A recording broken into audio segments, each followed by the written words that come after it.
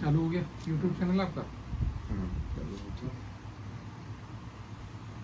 सभी को नमस्कार। आज हम लोग फिर से उपस्थित हैं कुछ म्यूचुअल फंड्स पर डिस्कशन के लिए। आज के डिस्कशन का हम लोगों ने टॉपिक रखा है मार्केट सिनेरियो, जैसा कि 6 दिसंबर 23 को है। तो आज के विश्व के परिदृश्य में भारत में म्यूचुअल फंड्स का क्या स्थिति है, इस पर हम लोग बातचीत करेंगे। क्यों भाई मुकेश जी, टॉपिक ठीक है? नहीं, टॉपिक बहुत अच्छा है सर। तो in the present situation market कैसे रन कर रही है, और इस मार्केट की जो स्थिति है, एक तो हमारे पास जो मार्केट को देखने वाले तरीके हैं वो अपने अपने अलग अलग तरीके से लोग जो है मार्केट को देखते हैं। जो लोग इस मार्केट के खिलाड़ी हैं वो लोग अपने तरीके से देखते हैं। एक ऐसा वर्ग है जो मार्केट के परिस्थितियों से वाकिफ तो है, उसमें जुड़ा तो है, लेकिन वो ज़्यादा समय नहीं दे पाता। और एक ऐसा वर्ग है जो किसी दूसरे के ऊपर डिपेंड है, जैसे जैसे मार्केट का र्यूमर आता है उसके अनुसार अपने आप को बदलता है। तो राजू जी, आप तो एक मतलब एडवाइजर हैं, इतने सालों से आप इस फील्ड में हैं। तो उन लोगों की बात की जाए जो लोग मार्केट के बारे में जानकारी कम रखते हैं, और जो हमारे मैक्सिमम जो दर्शक हैं, व्यूअर्स हैं, वो भी जो है मार्केट के उनको इतनी जानकारी नहीं, बस वो मार्केट के रूमर से परेशान हो जाते हैं। उनको लगता है कि अब जो है हमारा अल्फा ज़्यादा मतलब अल्फा इन द सेंस है कि हमको लाभ ज़्यादा हो गया, अब हमको मार्केट छोड़कर निकल जाना चाहिए। तो ऐसी परिस्थिति में आप कैसे एडवाइज करेंगे लोगों को? देखिए, जैसे कोई भी विषय है उसको समझने के लिए उसका विशेषज्ञ क्या जो ज़्यादा जानता हो, जिसने ज़्यादा मेहनत की, उससे बातचीत करने की जरूरत है। जी जी। जैसे कोई केस फंस जाए तो आपसे वकालत की राय ले आती है, तो इसी तरह से लोगों को राय लेनी चाहिए। हमारे जैसे लोगों से जो 40 साल से इन सब में है, तो हम तमाम कंपनियों के प्रेजेंटेशंस अटेंड करते हैं, फिजिकल में भी, जूम पे भी, और तमाम चीज़ें पढ़ते हैं, रोज इकोनॉमिक टाइम्स वगैरह पढ़ते हैं। तो नज़रिया अलग अलग होता है। अब जैसे बच्चा, सबको पता है कि बच्चा 5 फुट 6 इंच से लेके 5 फुट 10-11 इंच तक का होगा लड़का। लड़का है, लड़कियां 5 फुट 1 इंच से लेके 5 फुट 4 इंच तक की होती ज़्यादातर। तो कोई नहीं कहता कि 2 फुट का लड़का हो गया अब आगे नहीं बढ़ेगा, क्योंकि उनको मालूम है कि लड़का तो बढ़ता है। कोई किसी को कोई संशय नहीं है। कभी कभी लोग कहते हैं आजकल नहीं बढ़ रहा है, कभी कहते हैं अरे इसने तो बड़ी अच्छी लंबाई पकड़ी है। एक समय आने के बाद मान के चलते हैं कि बढ़ना तो है ही है। जरा खिलाओ पिलाओ, कोई नहीं खा पी रहा है तो बताते हैं। तो मार्केट में लोगों को मार्केट के बारे में जानकारी नहीं। उसमें तो देखिए एक बंधन है कि 6 फुट से ऊपर हो जाए तो चिंता तक हो जाती है, 6 फुट 3-4 इंच का हो जाए तो ट्रीटमेंट लोग कराते हैं, जैसे राजू जी, पिट्यूटरी ग्लैंड की ओवर सेक्रीशन हो रहा है। लेकिन यहाँ मार्केट तो एक ऐसी चीज है कि वो एक मैथमेटिकल मॉडल है, उससे चलता है। किसी भी चीज को जानने के लिए जैसे हम लोग हिस्ट्री वगैरह पढ़ाते हैं, तो यदि प्रेजेंट सिचुएशन को समझने के लिए थोड़ा मैं चाहूँगा थोड़ा इसकी हिस्ट्री भी बताएं कि कब कब मार्केट हाई गई है, कब कब लो गई है, और जब पहले जैसा होता आ रहा था उसी तरीके से आगे भी होगा ऐसा माना जाता है। तो थोड़ा हिस्ट्री बताइए, ये जो बीएससी है, एनएससी है, इसकी हिस्ट्री क्या रही है, कहाँ से इन्होंने जर्नी शुरू करी और कितने बार हाई पहुंची होगी, फिर आज भी हाई है? देखिए, 100 रुपए से इसकी हिस्ट्री शुरू होती है 1979 में बॉम्बे स्टॉक एक्सचेंज, जो आज करीब 67,000 के आसपास है। तो ये जो हिस्ट्री है, इस दौरान बहुत बार मार्केट बहुत अपने अपने पॉइंट पर रुकी रह गई, और कई बार जो मार्केट है वो बहुत तेज चली है, फिर गिरी है, फिर हुई है। लेकिन कुल मिला के 100 से 67,000 पे आ गई जी। मतलब 1 लाख रुपए का 6 करोड़ 70 लाख रुपए मिल रहा है। इसमें डिविडेंड शामिल नहीं है। जी जी जी। इसकी अगर चक्रवृद्धि दर देखी जाए तो 17% जाके बैठेगी। जी, 17 दर 17 मतलब 17, फिर अगले साल 117 पे, फिर उसके बाद जो फिगर आएगी चक्रवृद्धि ब्याज जो होती है। मतलब इतने सालों में मार्केट बहुत बार हाई गई होगी, बहुत बार लो गए। देखिए, करीब इसमें देखें कितने साल हो गए कि अगर आप 2023 है, 42 साल हो गए क्या, 1979 44 साल हो गए। इस 44 सालों में मार्केट करीब 42 बार ऊपर उठी है और 12 बार गिरी है। लेकिन गिरावटें छोटी छोटी हैं उठने की और दर ज्यादा है। उठान जड़े बड़ी बड़ी, इसीलिए नहीं तो वो 100 के इर्द गिर्द होती ना, अगर उतना ही गिरती उतना ही बढ़ती तो 100 पे होती।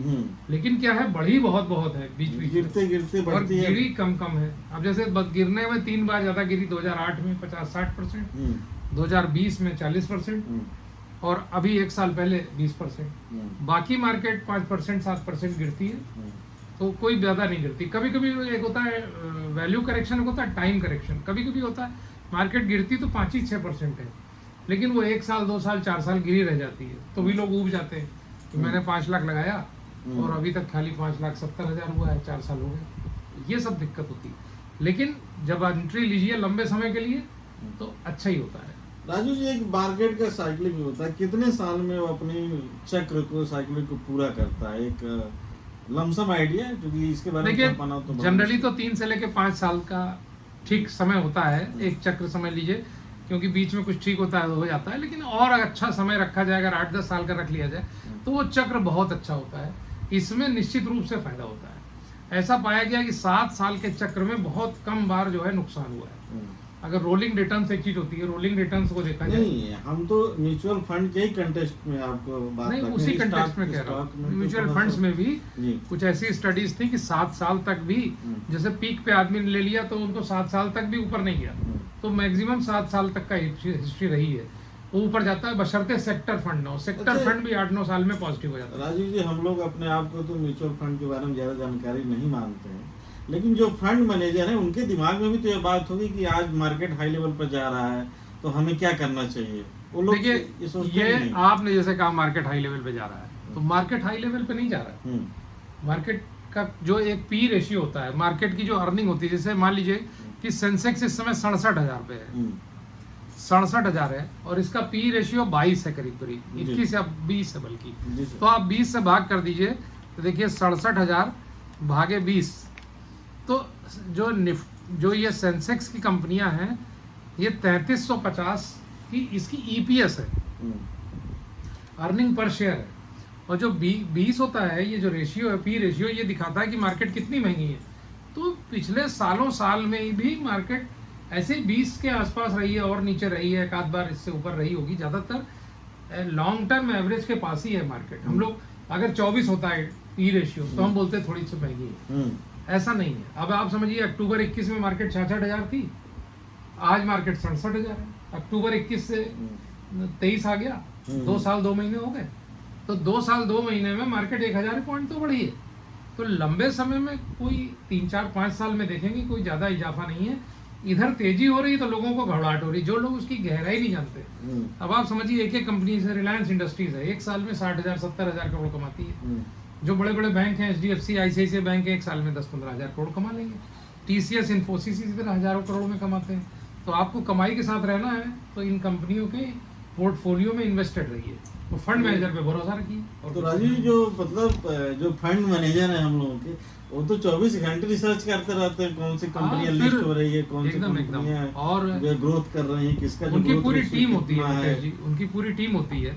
तो इस समय इतने पॉजिटिव फैक्टर्स हैं इंडिया के प्रति, जैसे अब पिछले बताऊं 15 दिन के अंदर जो मार्केट सिनेरियो में बात हो रही है, तो पिछले 15 दिन पहले करीब करीब फेड ने कहा अमेरिका में कि ब्याज दरें अब हम थोड़ा सा रोक रहे हैं, थाम रहे हैं। खाली इतना कहने से 17,000 करोड़ रुपए, 20,000 करोड़ रुपए विदेश के आ गए केवल दिसंबर में। दिसंबर कितने दिन, 6 दिन हुए, 6 दिन में 17,000 करोड़ विदेश के आ गए। तो अभी बहुत बड़ी बात है। अगर 6 महीने बाद अगर अमेरिका ने ब्याज दर गिरा दी तो 1-2-4 लाख करोड़ कितना आ जाएगा पता नहीं। इसी तरह से जो फॉरेन के इंडेक्सेस हैं, जैसे मॉर्गन स्टैनले का इंडेक्स है इमर्जिंग मार्केट का, तो उसमें भारत का रिप्रेजेंटेशन केवल 1.5% के आसपास है।